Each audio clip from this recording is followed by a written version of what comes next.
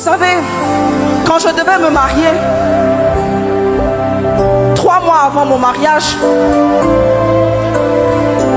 les médecins ont découvert que tous les malaises que j'avais, c'était en fait du poison qu'on m'avait donné. Et ce jour-là, le médecin m'a dit, Olivia, tu sais, Dieu merci que ce poison ne t'a pas emporté.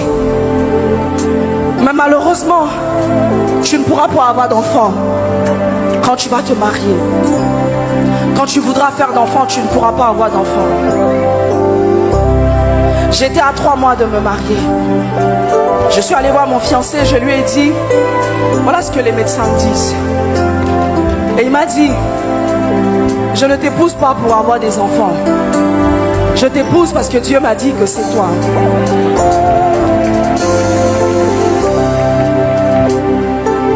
Et quand je me suis mariée, 1 mois après, j'ai dit au Seigneur, tu sais à quel point j'aime les enfants. Tu connais mon cœur avec les enfants. Et si tu ne me donnes pas d'enfants, vraiment, ça va faire très mal. J'aurai mal. Mais cela ne m'empêchera pas de rester avec toi. Et je lui ai dit, si un poison qui était censé me tuer 4 jours après, il a duré 9 mois dans mon corps, il ne m'a pas tué. Alors je sais que tu peux. Et je suis allée à l'église un dimanche, très tôt le matin. Et le Saint-Esprit m'a dit, je vais te donner un fils. Cet enfant-là fera ma joie. Il sera comme David. Selon 1 Roi 13. Et tu l'appelleras Josias. Il ne se prosternera pas devant les faux dieux. Il va plutôt renverser les autels. J'ai rendu gloire à Dieu et je me suis dit, certainement Dieu le fera parce qu'il a dit. Mais ça prendra du temps. Alors j'ai une jeune sœur à moi qui est venue me voir lors d'un programme que je donnais. Et elle m'a dit, en m'emmenant dans ce passage, Olivia, le Seigneur m'a dit que l'année prochaine, à cette même période, tu auras un enfant. J'ai pas cru. Mais quand je suis rentrée à la maison, je suis allée prendre ce passage-là que le Seigneur m'a donné pour vous avant-hier, qui m'avait donné ce jour-là. La Bible dit que Élisée passait à Sunem et il y avait une femme de distinction qui le pressait d'accepter de manger. Et toutes les fois qu'il se rendait chez elle pour manger, elle dit à son mari, voici, cet homme qui passe tous les jours chez nous est un homme saint. Faisons une petite chambre haute avec des murs et mettons-y pour lui un lit, une table, un siège et un chandelier afin qu'il se retire quand il viendra chez nous. Élisée est revenu avec son serviteur et à chaque fois il passait là. Et une fois il a dit à cette dame, tu auras un enfant. Et elle lui a dit, ne me tente pas. Je peux imaginer combien de temps elle a attendu d'avoir un enfant. Elle était en train de dire à ce monsieur, j'ai juste décidé d'aimer Dieu pour qui il est.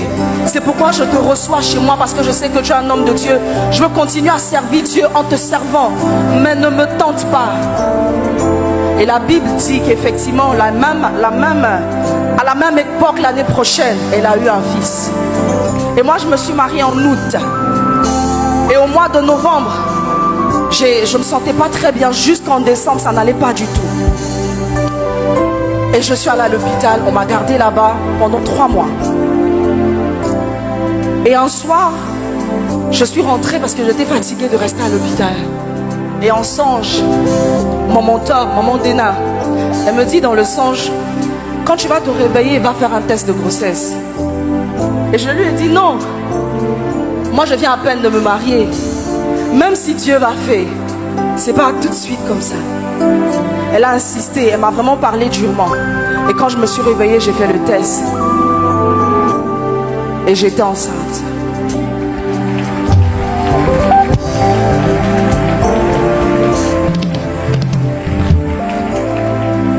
Je suis arrivée à l'hôpital. La même personne qui avait fait l'échographie et qui m'avait dit que je ne pouvais pas avoir d'enfant, c'était la même personne qui a fait l'échographie et qui m'a dit, je ne sais pas, Mais je vais encore vérifier avec un autre appareil. Parce que je sens le battement d'un cœur, mais je n'ai pas envie de te blaguer. Et on a refait les examens. Et j'étais enceinte. J'attendais un enfant. Et comme on m'avait donné beaucoup de médicaments, ils m'ont dit non, il faut enlever la grossesse là parce que vraiment tu as pris trop de médicaments, l'enfant risque d'être mal formé.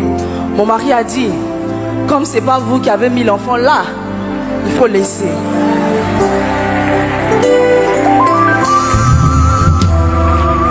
Et le Saint-Esprit m'a fait grâce. J'ai porté la grossesse. J'avais pas lu la suite du passage qui disait qu'elle allait perdre l'enfant et tout. Et puis, le jour de l'accouchement, je ne sais pas ce qui s'est passé, mais je suis rentrée vraiment dans la salle en parlant en langue. Je ne faisais rien d'autre. Je ne m'occupais pas des médecins. J'étais là, je priais en langue pendant longtemps. Et puis à un moment, j'ai entendu le bébé crier. Et plus rien. Et le médecin m'a dit, puisque Dieu t'a donné un enfant, il va encore te donner un autre. Parce que celui-là, on l'a perdu. Et j'ai commencé à louer le Seigneur. Je n'ai pas vraiment prêté attention. Et quand ils ont envoyé la caisse pour mettre l'enfant, pour partir avec lui, je leur ai dit, envoyez quand même l'enfant, je vais le voir avant que vous l'emmeniez. Et quand j'ai pris l'enfant, le Saint-Esprit m'a dit ces phrases. Est-ce que je t'ai déjà trompé?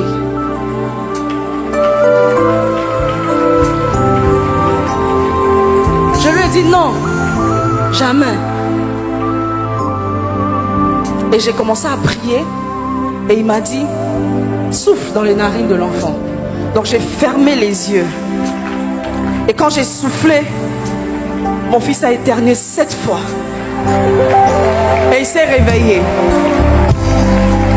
Et tu vois ce soir, le même Dieu qui a envoyé Élisée passer à Sunem, ce même Dieu là ce soir va passer. Il va passer et il va le faire parce qu'il t'aime. Moi, j'ai toujours réalisé cela. J'ai dit, Dieu fait parce qu'il m'aime. Il ne fait pas parce que je le sais. Il ne le fait pas parce que je mérite. Il le fait parce que simplement il m'aime.